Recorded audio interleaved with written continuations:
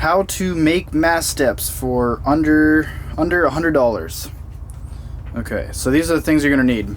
Go down to your local welding store, ask them to cut out roughly 20, depending on the size of your mast, 20 or so, 20-inch long, 2-inch wide, and 3/16-inch thick aluminum pieces.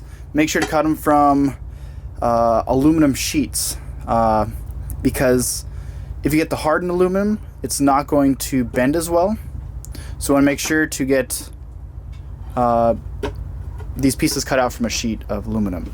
Next, you'll need a file, some sort of punch to mark the ends so you can drill holes into them, a 1/4-inch drill bit, 1/4-inch by 20 bolt with locking washer on it, stainless steel, 1/4-inch die, and number 7 drill bit to go with the die. And then you're going to need this, it's aluminum anti-seize lubricant. You're going to want to put that on your stainless steel bolt as it goes into the mast, because last thing you want is corrosion, so that stuff's supposed to help out with it. Then again, you're going to need a drill and tape measure, and then 40 bolts with locking washers on it. So that's basically all you need. The 1/4-inch drill bit, you're going to drill holes in each end right here, and that's basically what it's for. Something that's not pictured here is the vise, and that's what we're going to use to bend these. But first, starting out, each of these pieces here are 20 inches long, and I first started at the bottom, giving it about 2 inches at the bottom, and then I think about 5.5 inches for your foot is all that we really need. So then I put a mark at 7.5, and then we're going to have another little bend. So it's going to be a 90-degree bend there, 90-degree bend there, and then we're going to have roughly a 30-degree bend in this area as well as up here. And then I'll show you what that looks like once I get the bend bent. But I just went ahead and marked it in all these different spots. So starting from the beginning, mark at 2 inches, mark at 7.5, 9.5, 18.5, and that's it. And then, of course, you have the holes drilled into the ends. So that's it, really. So now that I drilled my hole, I just bring the file along. I just file all these burrs away, and that's basically it.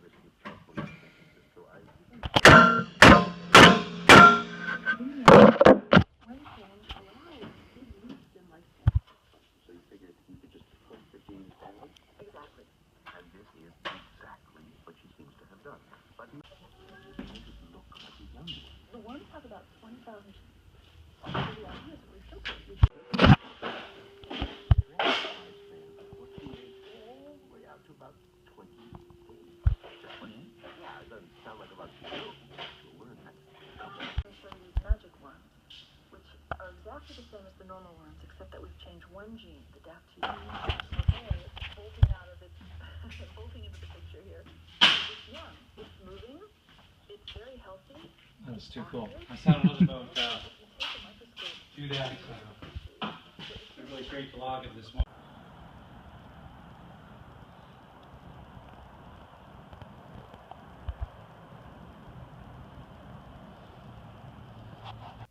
So the spacing of the mast steps on your mast is pretty critical. If they're not even, it's going to look pretty bad. So here's our mast. Our winch, the winches on our mast are up about 4 feet. And so we place the first two at this location, 1 foot up, second one 1.5, and then you do another 1.5 foot jump up to the to our winch. And then because we have the cleat right there, we have to turn this one upside down, which is fine. But we have about a 1.5 foot gap from there to there, and then as well as from there to stepping on the winch. So it's designed that way, so we step on the winches there, and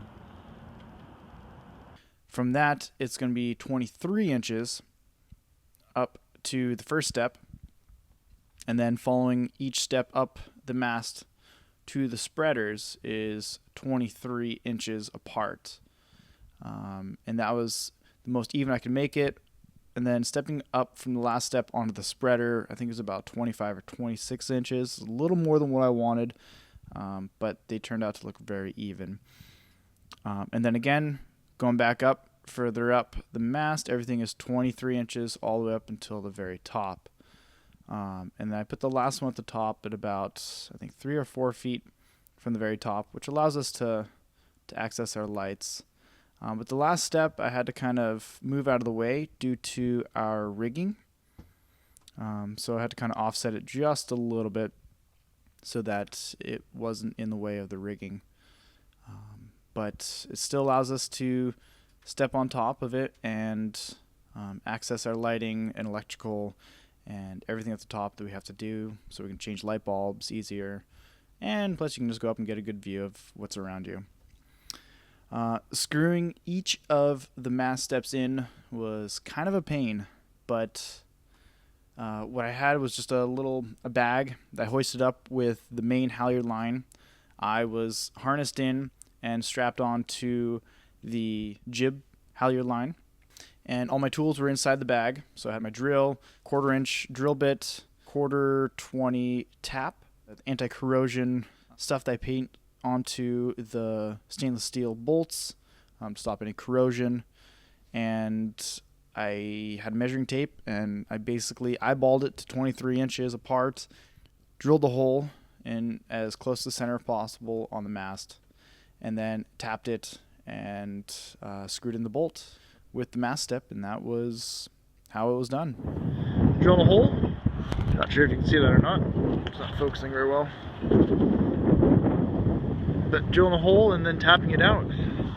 And so that's kind of what they look like. There's one right there.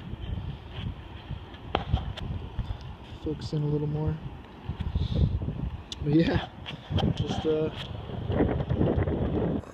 that one focused in. There it is. I just need to put a tap into it, and then I put a bunch of that anti-corrosion stuff onto it, and then just screw the bolt in. That's about it. So we just got the mast steps installed, and it's Megan's first time all up to the very top. There she is. She loves it. It's nice to be able to climb up and check out the view from the top. It's awesome.